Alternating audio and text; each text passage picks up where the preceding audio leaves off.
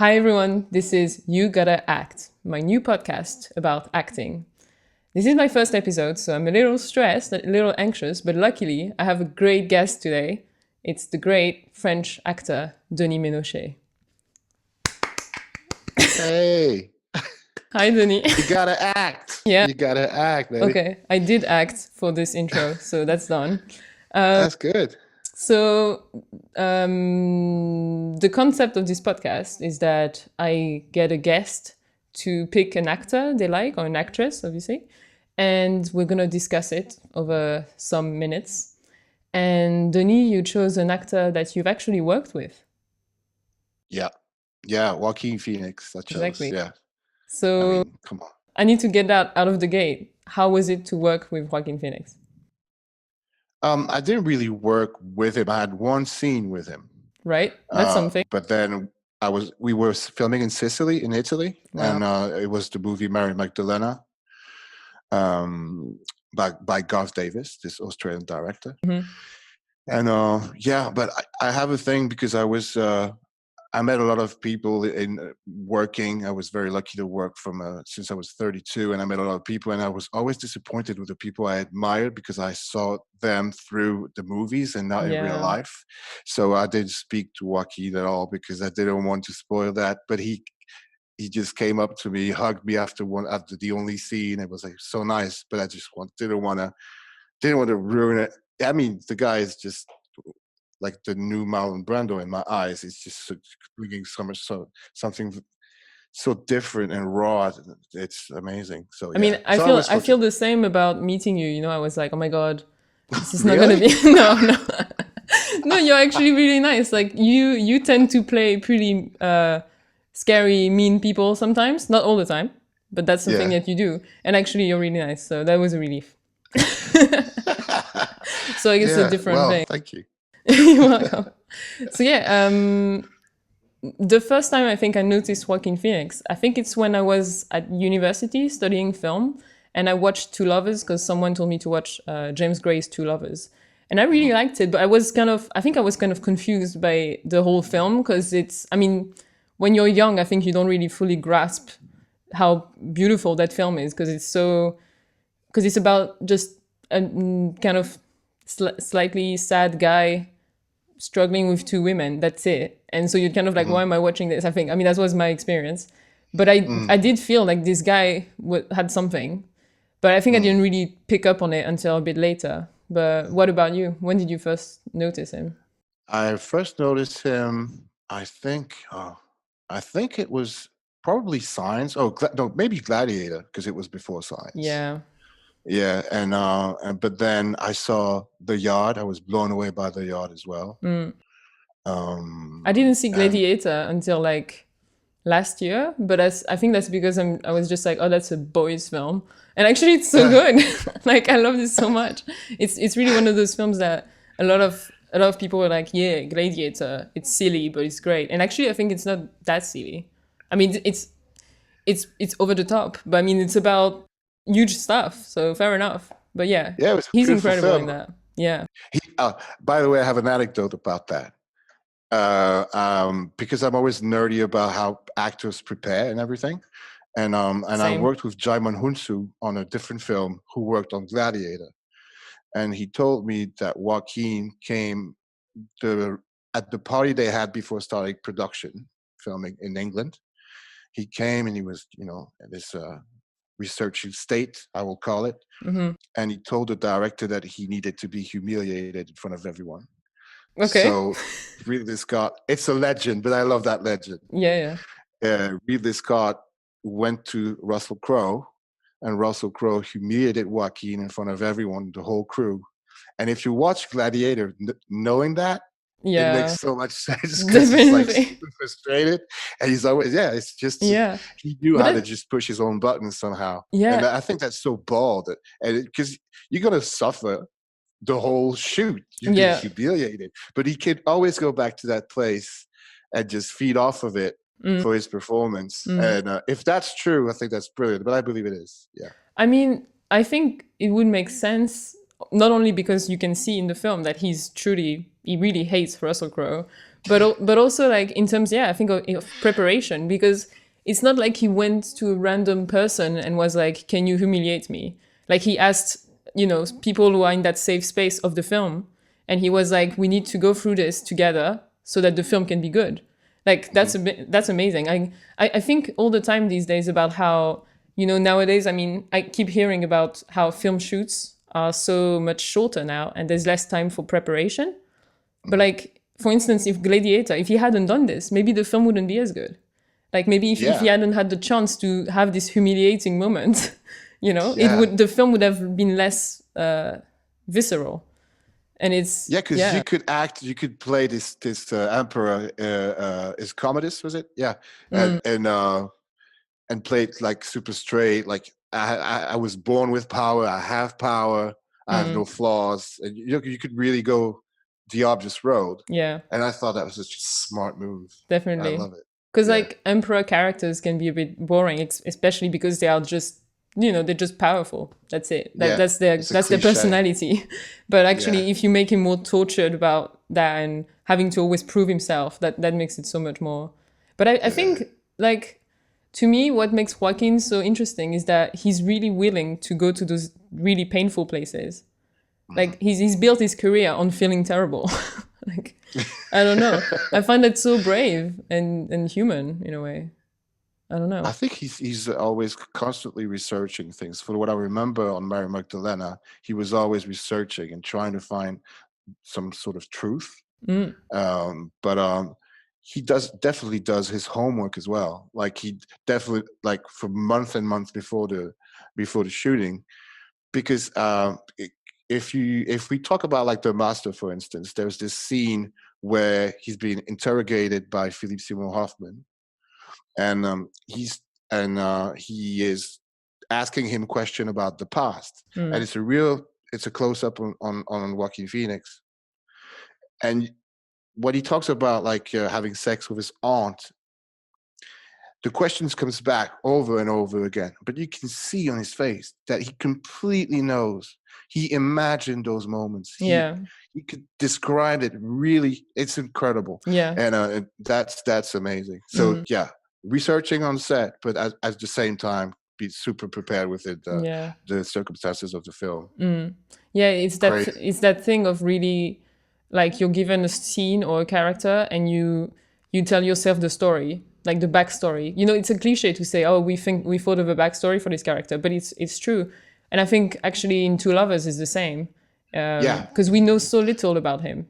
We know so Mm, little about his character. We just know that he had some problems with his mental health, and he's at an age where it doesn't make sense that he's living with his parents and all this stuff, but we know so little. But you can almost read his past in his face, and the mhm. master is the same.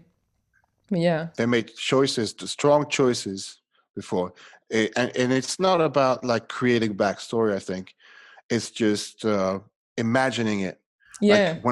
when I had this audition for Glorious Bastards, I spent 2 days, because I knew I was lucky enough to have just a meeting. 2 days imagining everything, like my wife, my daughters, how they were born, the Dreyfuses downstairs, how we just hang out together, how we met, how we went fishing together. I imagine all those things. So, and usually what I did is I back in the days, I used to listen to a song and imagine those things, listening to one song, and use it like a Dumbo feather on Mm, set when I needed to focus, because when you have this summer hit that will bring you back to those memories. yeah. I was reversing that and using a Oh, song to just use to bring back those fake yeah. memories that were real to me because of the music now. And Amazing. yeah, that's really cool. That's a good tool. I've almost done that when I did my play at the Actors Temple when you came to see. Like Yeah, before, but it was more to like get me to a place where I felt sad. So I was listening to a yeah. lot of really sad music. But somehow I was really worried that eventually that would wear off, but it really didn't. Like it seemed like the more I did it, the more the songs made me sad and put me exactly in the place where my character was. And it was Chekhov, so it was like miserable. So I had to listen to the worst, like the most sad French songs. I find because I'm French also, like if I listen to French music, that's gonna work more. Like because it Yeah. just speaks to me, to my real inside person. But anyway, Mhm. yeah, that's yeah, I guess Joaquin probably does a pretty deep thing on every role he does. Definitely. Yeah. Like speaking of mental illness, like the I think you can link what's Freddie Quell from The Master and what's his name, the Joker. He's put it down. Arthur Fluck. Yeah. I think they're kind of connected in a way. Yeah. But not if you. I think if you sat down and talked to him about it, they won't be. Maybe because he lost the same amount of weight or blah blah blah. Right. And but I'm sure he will be able to describe the differences in the mental illnesses, and what this character had and what this character has is a very different thing. And building up from that is amazing. It's crazy. I was actually thinking earlier today that I was rewatching clips from Two Lovers, and I was seeing so much of the same kind of situations that the Joker character gets in. Like it's a lot about the same stuff. It's about like isolation, trying to please people but being super awkward all the time. And that's why I said earlier, like Joaquin really loves to be uncomfortable. Like he loves to play these people who are just off all the time. And I mean, I didn't really like the Joker, to be honest. I mean, not the Joker. I found it kind of vile, if I can say. Like, I don't think it made the world a better place, basically. And I don't think movies should make the world a better place, but it just made me feel really bad about humanity. And and I think Two Lovers is like, to me, it's like the good version of the same story. Like it's a very similar story of a guy who's just isolated, trying to connect, trying to do something. He's got less direction than Joker, because Joker wants to be a comedian, but he's also in this place where he's trying to be someone, and he struggles and he fails, and it's a similar kind of mental situation, I think. Yeah. And I think Joaquin is so good at portraying like problems that are like really deep in your mind, you know? It's not just a guy in a bad situation. It's like a guy in a bad situation in his head, you know? Yeah. And that's, in Two Lovers, I think I really like the funny aspect of the storyline is that at the end, like his parents are trying to push him to be married with this Jewish girl and to follow the road, you know, and being in love with Gwyneth Paltrow, going clubbing with her is kind of a complete different road. And like you said before, you can tell that he's living with his parents. Just what happened for a grown man like this to be living with his parents, and you can tell that they're trying to keep him on the road. That, you know, and I love the fact that at the end he has this ring that he couldn't give to Gwyneth, and then he comes in and there's a shot of his mom looking at him and he's looking at the girl, and it's just like I thought that's really funny that ultimately you have to follow the family tradition thing. Yeah. I guess that's the difference between this character and Joker. Like Joker doesn't have a family to tell him to get married, so he's just blowing up places. I think the Joker is an amazing film because I always had a problem with superhero movies. Not that I have anything against it. It's just that it kind of took all the space at the movies. You know, it was like definitely it came back to what we were in the first place, like an attraction in an amusement park. And I love the fact that they try to go to the genesis of what it was before and building a character and using acting as a tool with the same sort of audience for it. And I think that was a tour de force, and I really appreciate it for that. I mean, I liked it for the acting a lot because obviously it's great to see Joaquin given space to do some pretty intense stuff. But I just thought that I was hoping for this film to be, as you said, like a response to all the superhero movies. And to a degree it was, but also it still made a hero out of Joker. And it's like now people are like, yeah, Joker like is our, social, he represents the world right now. And it's like, oh God, like, can we please just not have comic book characters as our mentors? Because like that's just a bit disturbing. But apart from that, as a film, it was well made. And Joaquin is good. I mean, yeah. He's amazing. He's amazing, for sure. Yeah. Wow. I mean, the scene in the bus, where he is laughing and he just pull out his card, I have a condition. That's amazing. That's incredible to do. That really is something. I think a lot about that scene in terms of, so you and I both studied Meisner, the Meisner technique. Yeah. And when we talk about emotional preparation, which is what we do before you do a scene. You get yourself to the emotional zone of the scene using whatever tools you have. And usually it's obviously your imagination, like we said earlier. But when I see that scene of him crying and laughing at the same time, I just like, what happened? Like, how did he do that? You know, like, what did he think about? And it must have been a very interesting process to get to that place using your imagination. Like, what do you imagine that makes you both laugh and cry at the same time? Yeah, different layers to it. I think he worked on the laugh a lot before. Yeah. And I think he's so used to be on movie sets as well, you know. He's been doing that since he was a little kid. That's true. So I think he's like bungee jumping after a while. You just go for it. You just don't ask yourself too many questions. Yeah. But when you shoot a film, the most important thing about being emotional and everything and ready is placing yourself in the time space of the script as a story. Like emotionally, the movie begins, you're here, and then it goes like this, but then you shoot it in a different order. So if you imagine the emotional path you have and place yourself on action, I'm sure that's what he was doing. There was this film, this Spike Lee film with Denzel Washington about the bank robbery that was called Inside Man. Yeah.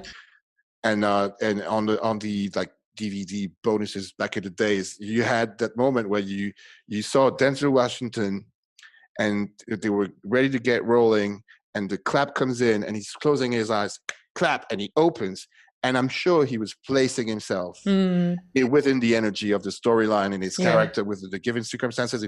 And he's right there. And Denzel, when he's there, he's there. Yeah. And I was like, what? He hits the ground running. Yeah, he just goes for it. But yeah, that's like, I've only been on film sets a few times, but it's such a great feeling when you manage to do that, because I mean, every time I've done it, it was not in order. And yeah, it's like, because no one else is going to do it for you. Like, you really have to know where you are, what you're doing. You can ask the director, but obviously the director is busy. And it's a very interesting emotional exercise, like to explore the entire emotional range of your character at a completely different, But like, for instance, that scene in Joker in the bus, it's like he's doing so many things at the same time. Like, the laugh is amazing, but the crying, and he's also reacting to this woman, and he's really connected with them, and at the same time he's crying and laughing. Like, it's just so much at the same time. I don't know, but I guess it's what you're saying. It's just you just like kind of throw yourself into it, and you trust. I assume so. How would you do it? He's that good as well. He knows how to juggle with many different things. How would you do it if you had to cry and laugh at the same time? I don't know how. I would try to find a why I'm doing it. Yeah. Because the how will always freeze me up as like, oh. And when a director comes to me and say, you smiled after you said and you smiled. Could you smile after the other word? And I'm like, mate, I can't. I mean, I can't. Then I'm going to be self-conscious all the time, and I'm not going to be in the moment. I'm just going to think I need to smile at that moment. No, I'm sorry, I don't know what I'm doing. I never know, and I love it. Yeah, it's such a freedom between action and cut. It's just I feel like I'm alive in a weird kind of way. Yeah, because in life you're always like putting on masks and people are going to think of me or things. And on between action and cut, it's kind of a big freedom if you're well prepared, I think. But that's the irony of acting, though, because we do it for the camera. We do it to for our face to be recorded. So it does matter how we move our face. But for us as actors, we can't think about that. Otherwise, it's going to be weird. So it's this constant. I always compare that as a tennis game. Like if we play a tennis game, if they want to film it some weird kind of way, but then you're not going to ask like Roger Federer to be like, can you please pose a bit like that? No, mate, it's just I'm playing tennis. Exactly. Yeah. And you film it the way you want. Just be ready. That's true. Yeah. But it's funny because I know some directors like Alfred Hitchcock, for instance. He really used to ask actors, now you look this way. And it's like there's no emotional truth. It's just literally using them as puppets. And apparently he had a lot of hard times working with like Montgomery Clift, like those method people who were like, but why? And he was like, I don't give a shit why. I don't know. You just do it. So yeah, luckily I haven't worked with anyone like that, but yeah, It's I mean, if it's someone who's amazing and has such like a Hitchcock kind of career, and you just shut up and do it because you're going to be in and out for Hitchcock. But other than that, if people don't understand acting, it's always a struggle. Because you can tell even in the writing, they don't know where the characters are coming from, what happened to them in the when they were kids, or were they married, were they divorced, like what is their relationship to the world, basically. Like it's very important to understand what is my character's relationship to the world. Like you can always sum it up in a few sentences, usually. So what my teacher always says, Joe, you worked with Joe Romero from the Actors Temple. She's amazing, by the way. She's great. She used to say, I think maybe she's quoting Sanford Meisner himself, but she used to say, an actor has to know his opinion about everything. Like nothing means nothing to you. You need to have a feeling about things, because in the real world we can't allow that, because otherwise we're going to explode. Because every time you see something, you're going to be like, oh my God, I'm overwhelmed with feelings. But when you're acting, everything has to mean something. And I think that's what you need to know for your character as well. Like, how does he feel about, anything, really? Like anything that comes up in the story, but more than that, because that will make it like a person, essentially. Yeah. Like, for instance, the Joker's character would be, he's been bullied and rejected and used and used by his mother as well. So his feelings towards the world would be something like scary, frustrated. He would be really having, like you said, a very precise vision of the world around him. Yeah, it's cool. So you told me that,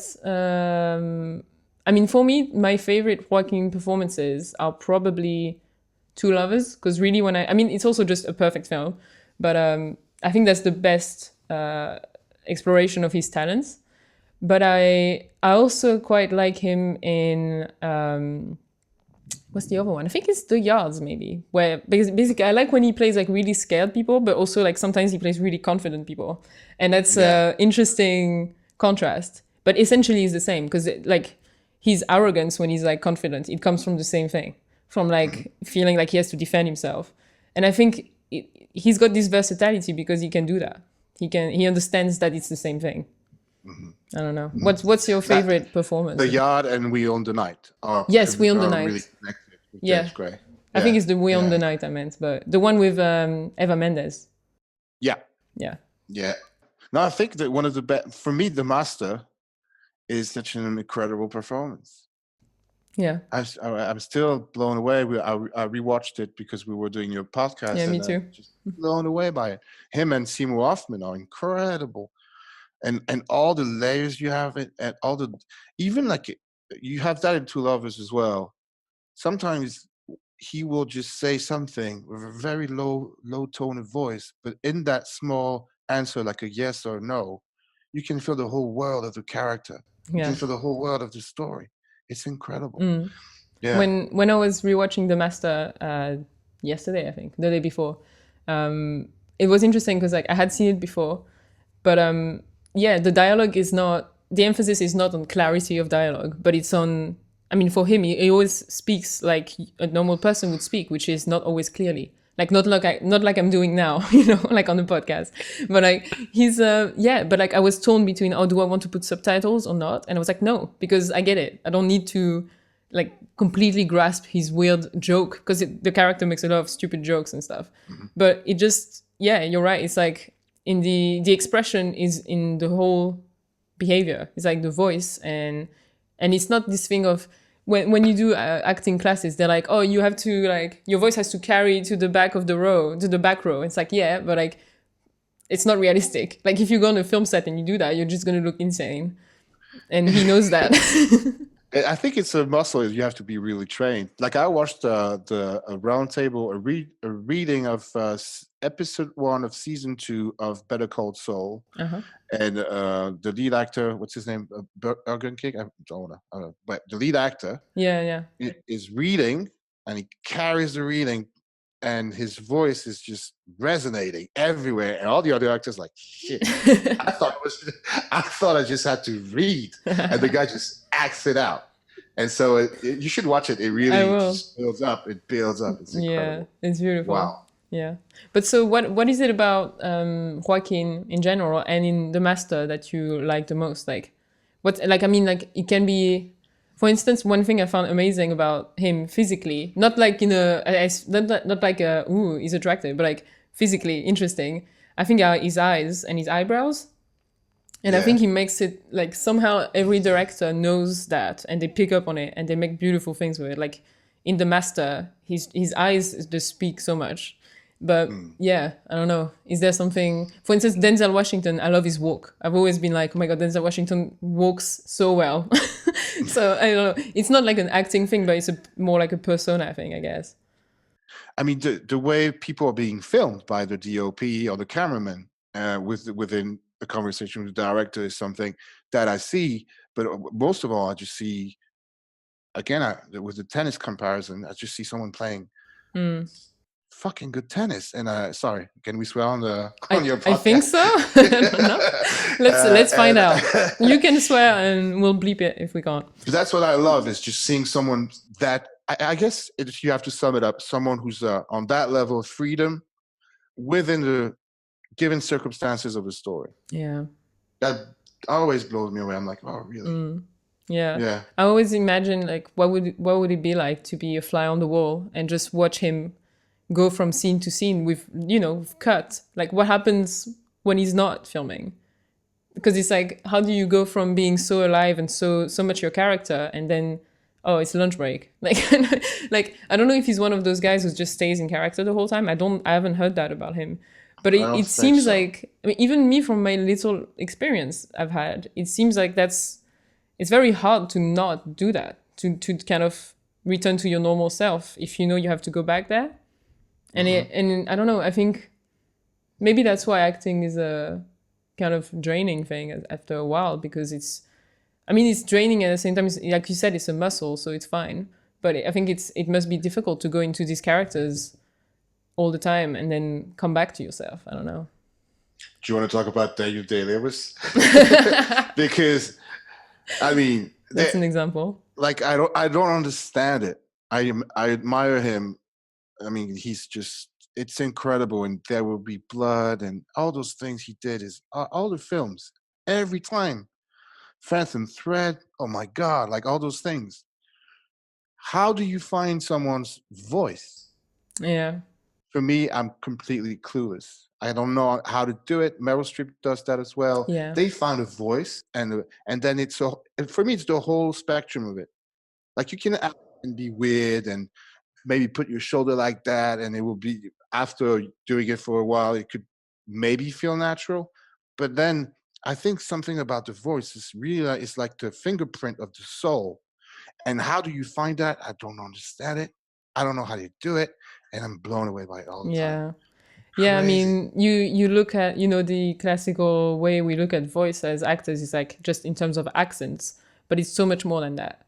Like, Yeah. I remember I watched a video about movie accents, and the guy was an actual coach, like accent coach, and he was saying that Daniel Day-Lewis's accent in There Will Be Blood is perfect because he's doing like a sort of old California accent, which is that it basically doesn't exist anymore. It's like a weird thing that doesn't exist, and that's why when when you watch the film now, it's funny because he says stuff like "I drink your milkshake," and you're like, is he clowning? Like, is he pretending? But apparently, it's based on like if you listen to old recordings of people from the time, that's they had this weird sort of I don't know, like rural accent or whatever. And Yeah. I don't know, I guess he does a lot of research again, like we were saying. He must do just a lot of that, a lot of practice in front of the mirror by himself. I don't know. I don't know, but it's true. It's also the timbre of the voice. It's also like just like I don't understand what he's doing in Phantom Thread. It's really strange. It's like it's not a high pitched voice, but it's not a low pitched voice, and it's like British, but it's not super British. It's like I don't, but it works. It doesn't feel out of place. I don't know. And So Joaquin specific. actually in The Master, Joaquin also does a thing with his mouth a bit. He's like or something, and Yeah. it works with his cleft lip as well, which whatever. But maybe I was thinking maybe he's done that because he was thinking, well, my character is coming back from the war. Maybe he's got some kind of damage in that sense, and I don't know, but it makes the character, like you said before, you know, when we can barely hear him. It feels like that's all part of the whole construction of the character he made. Mm. Yeah. I mean, I'm really keen to know. We were talking about being a fly on the wall. I would love to see how they work on the voice and how they, within this, I guess you said the specific research about people in the past and everything, but how do you even put your hands on the recording from someone from that time, I you don't know, know. and how do you practice it and how does it become natural after how long? I really want to know about that. I guess it will take us like 30 more years to figure it out or something. I don't know. Let's do this podcast in 40 years Yeah. with weird accents. Exactly. do you sometimes do different accents when you do roles, or do you always have just your own? In English I speak like this, and I refuse to take French accents because I think it's kind of a Clouseau move, and I feel very silly and self-conscious, and it's really trying to ask me to be a walking cliche, so I'd never do it. Right. But yeah. And in French I could do the South or the North one, but the South much better. But again, it feels ridiculous. I think the English language has so many different more accents throughout geography and history that it's more appropriate for it. Yeah, that's true. I would agree. Yeah, I don't know. I've been in class. I've tried to do they do it like they call it like normal like US accent, and people are like, where is this from? And they're like, nowhere. Like it's like a fake normal standard US accent. They call that the transatlantic accent. Oh, really? Okay. Yeah, that's the name for it, which is terrible. Basic American. Ew, awful. But it's like I would rather learn a specific one from wherever. Like I would rather do the Bronx, like something real, because this transatlantic thing is not real. Like how am I gonna? If I use that in a role, I'm gonna look foolish. I'm gonna look like a fake person. You know? I don't know. But accent work is something I want to do more of for sure. It's very hard. If your French is very hard. Yeah. Not to discourage you or anything. Maybe I'm lazy and I have not done the work and I should probably do it. But no, it's just, I think being yourself is more important than anything because no one can do it other than you, you know? So because you're a really good actress, because I've seen you act and everyone should know that they will hire you for your soul as a human being and the way you look at people and your feelings and you know, yeah, I think hopefully, main reason. Hopefully that's what they care about and not my accent. Well, it depends, you know. It's a big industry. It was since COVID, but hopefully if it comes back, R.I.P. you always find good storytellers who will just use you for what you bring to the table, which is always unique. You know? Yeah, maybe I shouldn't start a podcast about films when films are gone. But anyway, oh well. I'm here now, so there we go. It will come back, and I'm sure as well. I'm kind of wishing that all because the world was going really fast with technology and everything, and the Netflix and Amazon and phones and everything, and I'm wishing that the younger generations being completely isolated for a month and not being able to see each other, I'm hoping that one of these days, soon enough, they will all go to hang together and see a live performance and feel what it is to just be with people watching a play or a movie and go like, that is the best. That's way better than watching Netflix on my tablet. And I'm hoping it will have that sort of effect, you know, on people. Yeah. I really hope. I was thinking the same thing. Like maybe it's this kind of shock treatment where you deprive people of human contact and then they will savor it more. But I don't know. I'm also scared that people are just going to get used to this new normal and forget about what's really good. But let's see. There's something about live performances that. Yeah. I mean, if you're not used to it and you're just used to watching things digitally, I think that will just hopefully. I'm hopeful. Yeah, hopefully they can do that soon. Yeah. So to go back to Joaquin, I think like he's had, like you said, he's had such a long career, so he's done a lot of different things already. But I wonder what kind of roles I would like to see him do. Maybe I would like to see him play like a really normal guy. Or maybe Did he that's try to do boring. that with the Woody Allen film? Was it? No, not I have really. not seen it. Um, I think the guy was not super normal because like he wants to kill his yeah, wife or something. So I don't know. there's But always like, something. yeah, I don't know. Or like a family man or something. I don't know. Yeah, but in what what sort of circumstances? I think in Signs, his character of Merrill has no real flaws, to be honest. He's just the brother of Mel Gibson trying to help him out with Sure. his wife died and everything. And I think he's hilarious in this film. Yeah. I always piss myself. If you should watch it again because he brings the comedy to the film. He's so good with that as well. I haven't seen it since I was like 12 or something. So yeah. He plays it straight. Like Right. it's really fun. Really, really fun. I think, yeah, maybe he should be more comedies because he's very funny. Like you can tell, even in something like Two Lovers, you can tell that he's got a comic timing. And in Two Lovers, he messes it up on purpose to be awkward. But like I think he's probably hilarious, like as a person, if he wants to be. I don't know. I think it boils down to challenging yourself when you're on Yeah. that level and then having a really good story to tell. So those two things combined will always bring him to just. I mean, he broke his knee for Joker. Have you seen that image where No. he's stumping on the floor? There's a scene in a New York Gotham back alley, and he's thumping the floor, and then his knees goes dislocates his knee and it falls down. Jesus. It's on the internet. Oh, fuck. I mean, Okay. he deserved that Oscar, man. Yeah. If you're willing yeah. to go there. Yeah, Come on. sure. Yeah. I mean, yeah, I'll say what I say about the film, but yeah, respect to Joaquin, I guess. Yeah. Whatever. But like, what is he gonna do? What is he gonna do now? Like, he's done the Joker, he's done independent films. What's his next move? What do you think? I mean, I guess he needs to do TV shows now because everybody's doing TV shows. I don't know. Yeah. I just can't wait to be surprised again. That's what I was thinking as well. He started young, so he's already had a long career, but he's still young, so he's got a lot he can do. He's 43, 44. Yeah, like I'm curious to see what old man Joaquin would be like. He could play like crazy old I would love guys. to see him in the theater as well, just to be there and see him like do an Uncle Vanya or something. That would be electrifying, I think. Yeah. Just being in the same room as him doing his weird stuff would be cool. I saw him doing Jesus. That was quite intense. Now you believe. He looks at you as Jesus, and you're like, shit. That's Jesus. It's literally Jesus, like the That's Jesus. literally Jesus.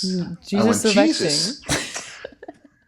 Yeah, I mean, you got a pretty good gig there. Like, I mean, not only are you in the film with Joaquin, but he plays Jesus. Like, Yeah, that was insane. you're a follower now. It's fine. Yeah, that was insane. Yeah. Do you take inspiration in Joaquin?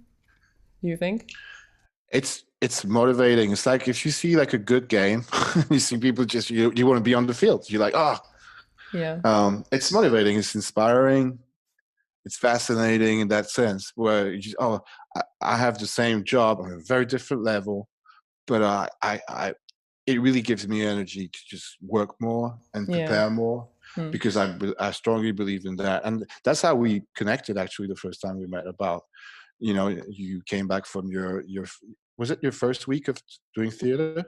I don't know. I think I was just starting my course. I think I was like at the beginning of the second year or something. Maybe I don't know. Yeah. And so it reminds me of all that, and watching a guy like Joaquin really makes me strongly believe that if you went through all those sort of classes, which are not like a recipe for acting, but it's kind of building up your muscle and looking at people in the eye and feeling whatever people are saying and feeling it in your stomach.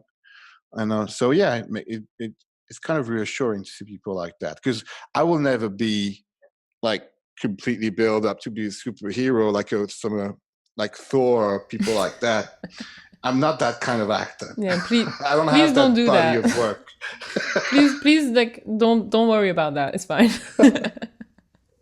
They've done them all now anyway, so yeah. It will come back. Yeah. No, And yeah. I don't mind. I don't mind. It's just I love the craft of acting, and I think yeah, Yeah.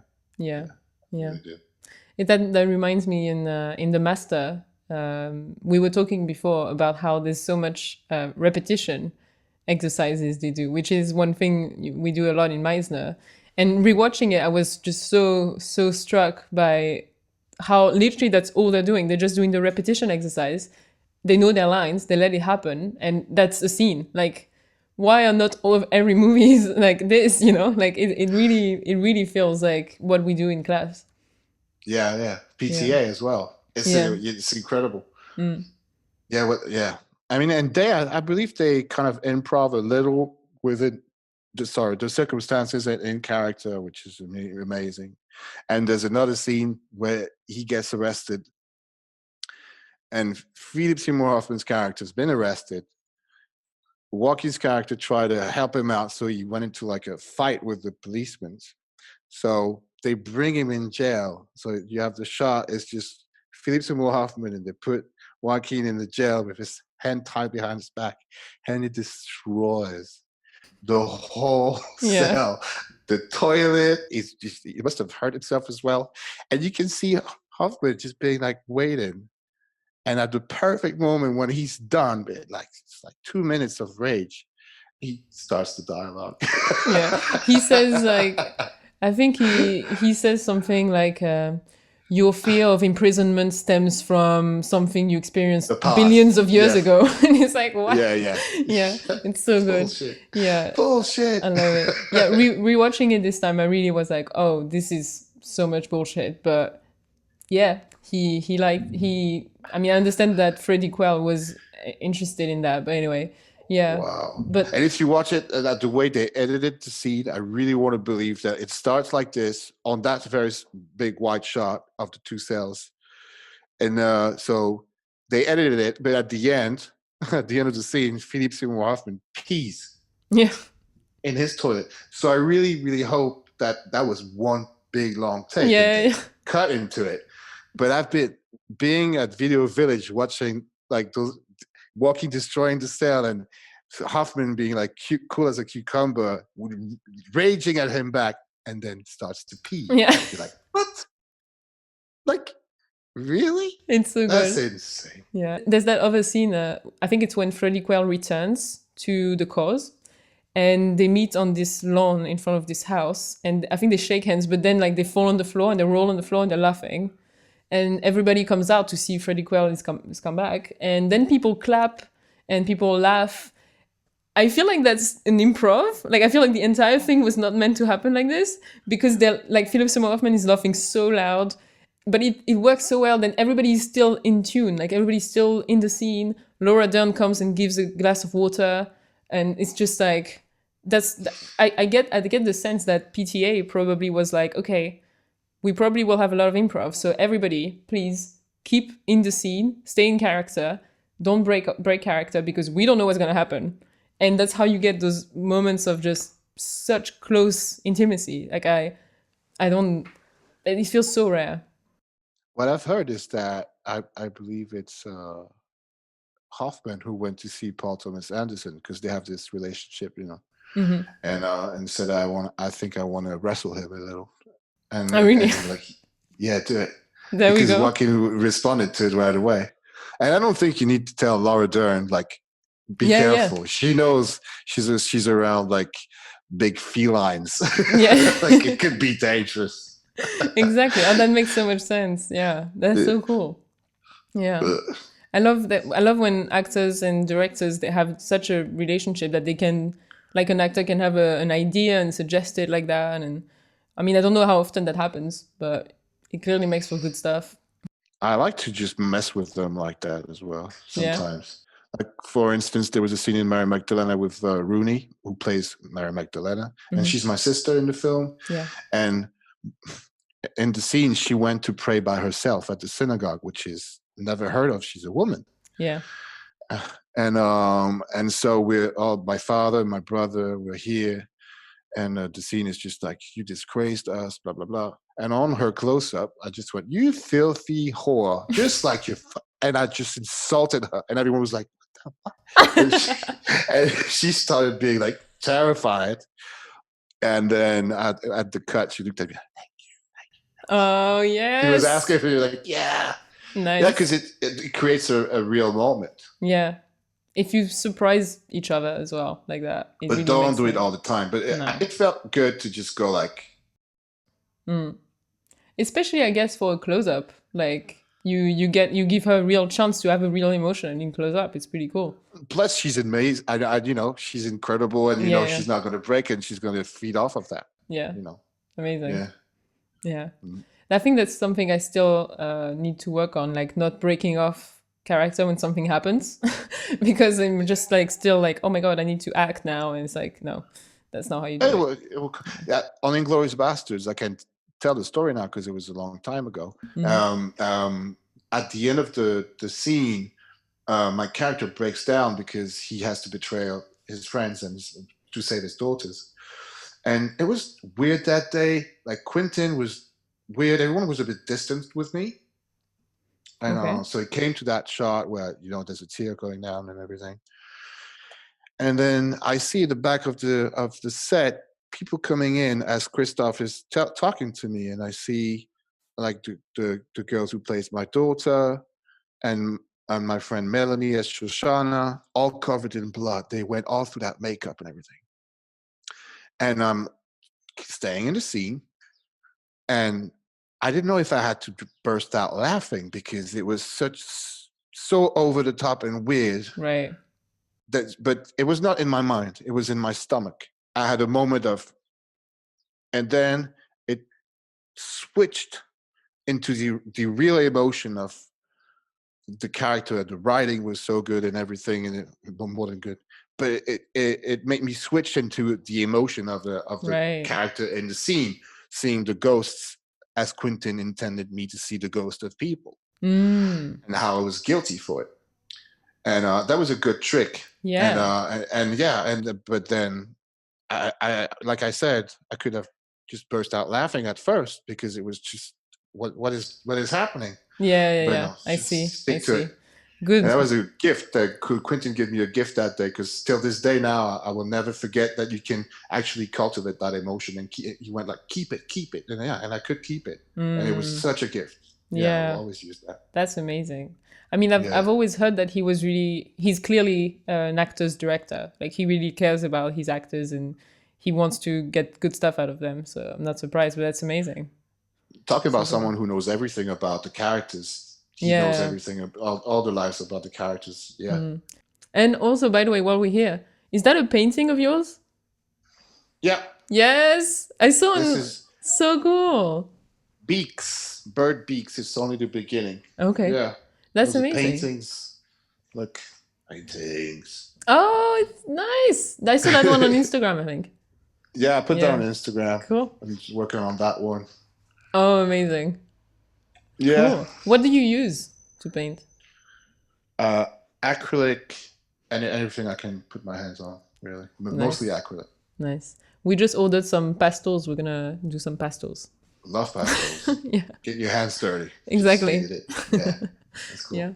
So thank you so much, Denis. That was amazing. Thanks for being the first guest, the patient zero on You Gotta Act. This was a great episode, I think. Thank you so much. Thanks for listening to or watching this episode of You Gotta Act. Support us and find special episodes and more on Patreon at patreon.com/YouGottaAct. Follow us on social media and let us know what you think. See you next time.